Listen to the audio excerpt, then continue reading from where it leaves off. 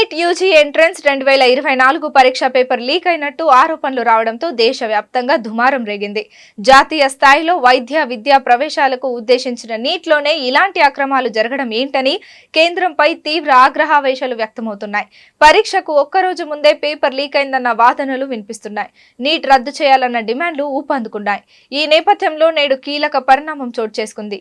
నీట్లో అక్రమాలు చోటు చేసుకుంటున్నాయంటూ వస్తున్న ఆరోపణలో నిగ్గు తేల్చేందుకు సిబిఐ రంగంలోకి దిగింది. నీట్ అవకతవకలపై నేడు కేసు నమోదు చేసింది. కేంద్ర ఉన్నత విద్యాశాఖ, విద్యా మంత్రిత్వ శాఖల లిఖితపూర్వక ఫిర్యాదు మేరకు క్రిమినల్ కేసు నమోదు చేసినట్టు సిబిఐ ఓ ప్రకటనలో వెల్లడించింది.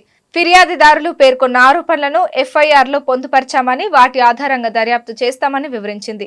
నేషనల్ టెస్టింగ్ ఏజెన్సీ 2024 మే 5న దేశవ్యాప్తంగా నీట్ యూజీ పరీక్ష నిర్వహించింది. 571 నగరాల్లో 4750 కేంద్రాల్లో నీట్ పరీక్ష చేపట్టారు. విదేశాల్లోని 14 నగరాల్లోనూ నీట్ పరీక్ష జరిగింది. నీట్ పరీక్షకు ఈ ఏడాది 23 లక్షల మందికి పైగా విద్యార్థులు హాజరయ్యారు. నీట్ పరీక్ష సందర్భంగా వివిధ రాష్ట్రాల్లో పలు సంఘటనలు జరిగినట్టు మాకు ఫిర్యాదు అందింది. ఈ అవకతవకలపై సమగ్ర దర్యాప్తు జరపాలని కేంద్ర విద్యాశాఖ మమ్మల్ని కోరింది. కుట్ర, మోసం, ఒకరి బదులు మరొకరు పరీక్ష రాయడం, అవిశ్వాసం, కొందరు విద్యార్థులు విద్యా సంస్థల ఆధారాలు ధ్వంసం చేయడం, మధ్యవర్తులు తదితర అక్రమాలపై దర్యాప్తు చేయాలని విజ్ఞప్తి చేసింది. అంతేకాదు ఇందులో ప్రభుత్వ ఉద్యోగుల పాత్రపైన దర్యాప్తు జరపాలని కేంద్రం కోరింది.